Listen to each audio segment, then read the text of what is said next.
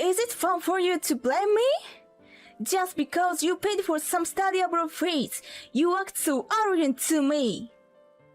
The cost of study abroad fees she mentioned was $50,000. For me, it's not something I can easily dismiss as just. After treating it so poorly, I got mad enough by her selfish rant. You really are a nasty person. I don't want a stepmother like you at my wedding. We're done. Okay, fine. After various altercations, I got mad and hung up the phone. I came to myself after hanging up the phone, regretted a little that I might have been emotional. Having said that, the fact that I was cheating out of a large amount of money remains. I can't help but want to punish daughter-in-law for using her daughter and lying to steal money. So I decided to get back at her and correct her dishonesty. I'm Catherine. I will turn 76 this year. I have 2 sons. Since I have not raised a girl, I found my granddaughter Emma, born to my eldest son's family, incredibly adorable. I made a point not to interfere too much with my eldest son's family, generously giving money without interfering in Emma's events and celebrations. I looked forward to receiving photos of Emma's milestones and events such as entrance ceremonies and birthday parties for my son. In the meantime, my eldest son's wife, Nancy, came to me for advice about Emma, who is attending college. She told me that they're not able to afford the cost of Emma's studies abroad, as she wanted to study abroad. Oh, okay. Emma has been working hard at her studies, and as a mother, you want to let her go, right? Yes, we hope that we can prepare money, but we don't have such a large amount of money right away. I'll take care of it. How much will it cost? Well, it seems it will cost about $50,000. That much? Hearing the amount of $50,000 shocked me, but I suppose that's what it costs for a long-term study abroad. Above all, I didn't want my beloved Emma to give up on what she wanted to do. With that in mind, I decided to give Nancy $50,000 from my savings. Nancy was very grateful, so I had no regrets about giving her the money. However, I would come to deeply regret trusting Nancy's word without a hint of doubt. I later learned from my son Lucas that Emma had left for England. What puzzled me a bit was that Lucas had not mentioned anything about the study abroad fees. At the time, I decided not to worry about it, thinking that Nancy was so thankful and it was typical of my son to do such a thing. After some time, I began receiving photos from Emma herself during her study abroad, events, new friends and experiences while studying abroad.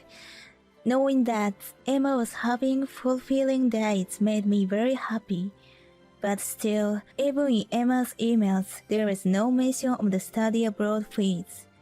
I wondered if I was expecting too much gratitude, and though I felt something stuck, but I didn't say it. I really appreciate you that we were able to send her to study abroad.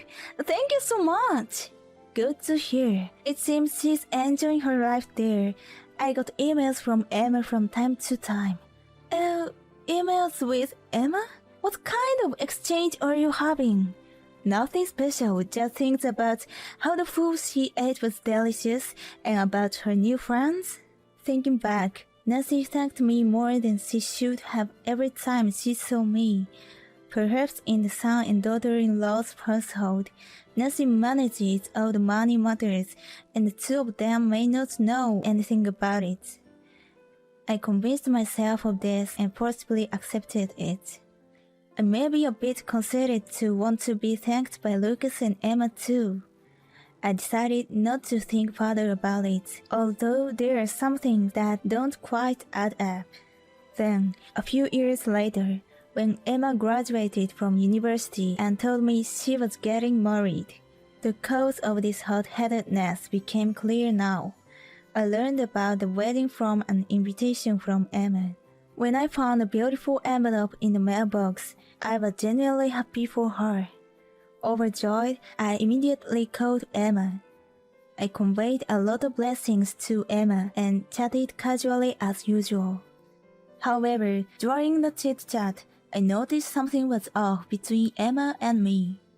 And that's when I finally understood what had been causing the discomfort I had been feeling all this time.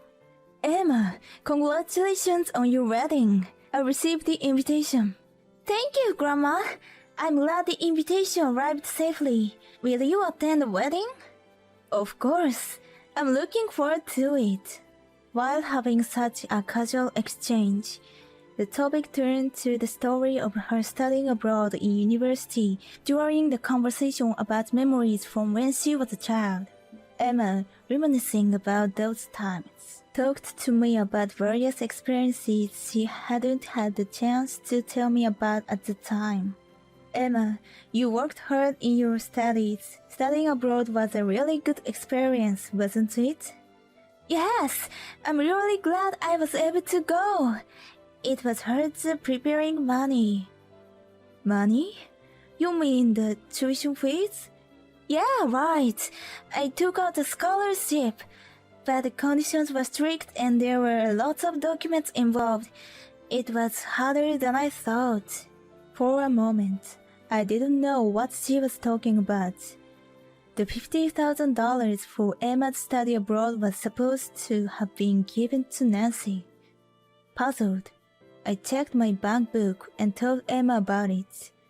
On the other hand, Emma insists that she researched and borrowed the scholarship money all by herself, so there's no mistake. I'm not lying. I've kept all the documents and paperwork I ordered. I remember receiving a consultation about the study abroad fees from Nancy, and I'm sure I gave her the full amount. Something's not right.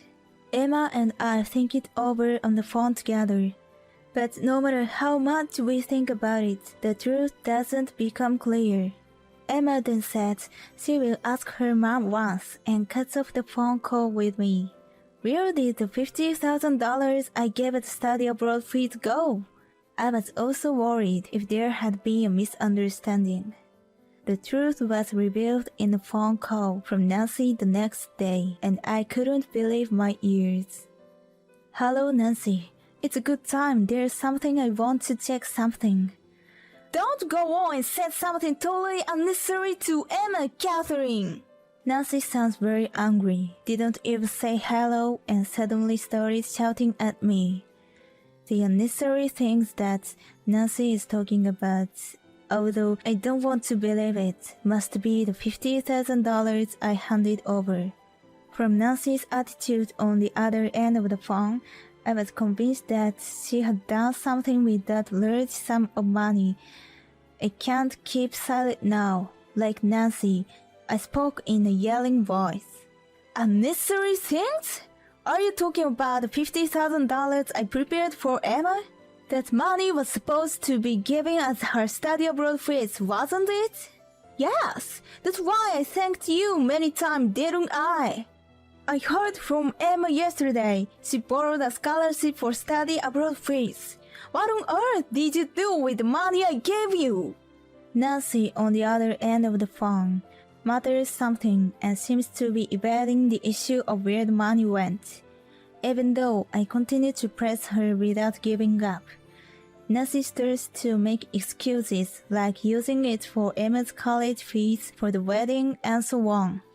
Having reached my limits of patience, I confront her even more strongly. If that were the case, you should have told me honestly. I would have given you the money. That's not what I want to know. I want to know why you'd been lying to me and Emma until now. What now? Are you regretting the money you gave? It's all in the past. Who cares? I want to know the truth. The reason you lied to get a large sum of money from me. Nancy dodged my question, tried to change the topic, and raised her voice even more. My irritation grew as Nancy kept making obviously false statements trying to deceive me. despite persistently asking only for the reason, and stealing the conversation back every time it veered. Nancy finally lost her temper when she began yelling and blaming me. Even after using Emma's name and lying to squeeze a large sum from me, I lost my patience. Do you enjoy blaming me so much? It's just $15,000 and you acting high and mighty. Aren't you the one who did something blameworthy? You didn't use the money I prepared for Emma for your own benefit, did you? You're so persistent. You're truly a mean person. I won't invite you to Emma's wedding anymore. This is the end. We're done. I was so furious at Nancy's selfish words that I simply answered, "Good," and hung up the phone. After a while, I came to my senses and regretted losing my cool. Even so, I wanted Nancy to feel some pain. She deceived people, used her daughter to lie, and took a large sum of money from me. I decided to take revenge and rectify her dishonesty. It was sorry to tell Emma, who had been delighted about my attendance, that I couldn't go. However, thinking of my dear Emma made me even more unable to forgive Nancy. I held my cell phone tightly, took a deep breath, and sent a message to Emma. Unable to overcome my distrust for Nancy, I arranged to meet Emma outside to give her a gift directly. What? Grandma, you just said you would come a little while ago. I'm sorry, Emma. Something came up. Really? Grandma, you've always made excuses and never come to celebrate with me since I was little. Wait, what? What do you mean? I froze when I heard Emma's words. Certainly, I hadn't been attending Emma's celebrations to avoid being overly intrusive. However, I thought I had been more than generous with my financial gifts instead. Thinking back, it was when I saw Nancy looking uncomfortable that I began to not to interfere much. Until now, I was satisfied just seeing photos, but I might have been avoided without even realizing it. Could it be that the gift money I had given so far had not been used for Emma? The thought gave me chills. Emma, about what we're talking about. I did give Nancy the money for your study abroad. About that, I asked Mom and she said she didn't receive anything. Is that so? I also asked Nancy about it afterwards. I recounted the conversation I had had with Nancy over the phone, leaving nothing out. How she evaded my question about what she used the $15,000, which was intended for study abroad for, and how she ended up shouting at me. Emma may not believe my accusations against her mother. That crossed my mind, but when she muttered, I knew it, looking down. She seemed to remember something. My mom's like that with me too. She lied with a straight face, and when I complain, she gets angry back at me. That's unfortunate. That's why I don't think you're lying. It's not okay to lie and steal money. With a cry of let's get back at Mom, Emma took my hand. Her proposal was convenient for me, who wished Nancy would reflect on her actions. Emma, who was worried that I would be mistreated by Nancy again, agreed to not attend the wedding, saying it's a pity, and instead wanted to take pre-wedding photos with me. I'm really happy, but aren't pre-wedding photos usually taken with the family? Is it okay? It's okay! I missed your photos in my album so far, because I didn't have any of yours at all. Besides, I don't want to take them with a liar like Mom. About a month later, Emma consulted with the groom and brought forward the pre-wedding photo shoot. We took the pictures without letting Nancy find out. I was stunned by the radiant beauty of Emma, even more beautiful than in the photos I had seen before. I was excited, quite out of character. Seeing this, my son Lucas came over with a wry smile and an apologetic look. Mom, I'm really sorry for all this. Nancy had always told me you couldn't come to celebrations because of your bad leg, and I believed her. So, that's what's happened. I wonder if the money I've been giving as celebrations for Emma has been used by her? As for that, I think it's okay because I was always there when we received it. Oh, that's reassuring then. It seemed that Lucas still had other concerns and was currently looking into them. Even Lucas and Emma had become suspicious of Nancy's behavior, and they were quite upset about the $50,000. Just as I was talking with the two who had sided with me, a call came in on my cell phone from Nancy. It seemed that Nancy, who had discovered that the pre-wedding photoshoot schedule had been changed without her knowledge, was directing her anger towards me. "What the hell is going on here?" "What do you mean?" "You've just gone ahead and finished the pre-wedding photoshoot without me, right? You think I planned it? You're just taking out on me because you can't attend Emma's wedding!" Nancy's voice sounded triumphant. I sighed softly and told Nancy the truth, that it was Emma and Lucas who had planned the change in the pre-wedding photoshoot. Upon hearing my words, Nancy went silent, perhaps realizing that Lucas and Emma knew the truth. After a brief silence, she immediately started shouting insults at me. The two who had been listening to the entire conversation from my phone shook their heads slowly. Their faces twisted in pain. "Where's the proof that you gave the money? Anyway, Emma won't believe such a thing." Emma did believe me. That's why she took the pre-wedding photos with me. "It's impossible that she would believe you over her own mother. Why don't you remember what you do on a daily basis? If you can't believe it, you're welcome to ask her yourself." Upon hearing my words, a loud "what?" could be heard from the other side of the phone, while Emma, who had been attentively listening to our conversation, wore a very dissatisfied expression. I handed my phone to her. "Mom, it's me." "Emma, what are you doing? Why wouldn't you invite your own mother to such an important event like a pre-wedding photo shoot?" "Mom, why won't you apologize to Grandma?" "Oh, but don't you have to apologize to me too? It's ridiculous that there are no pictures of your mother at the pre-wedding shoot, don't you think?" Listening to Nancy's loud voice without listening to Emma's words. Next, Lucas took the phone and switched. Lucas, her husband, also couldn't handle the conversation, shaking his head in a gesture of resignation. "Nancy won't listen, no matter what we say.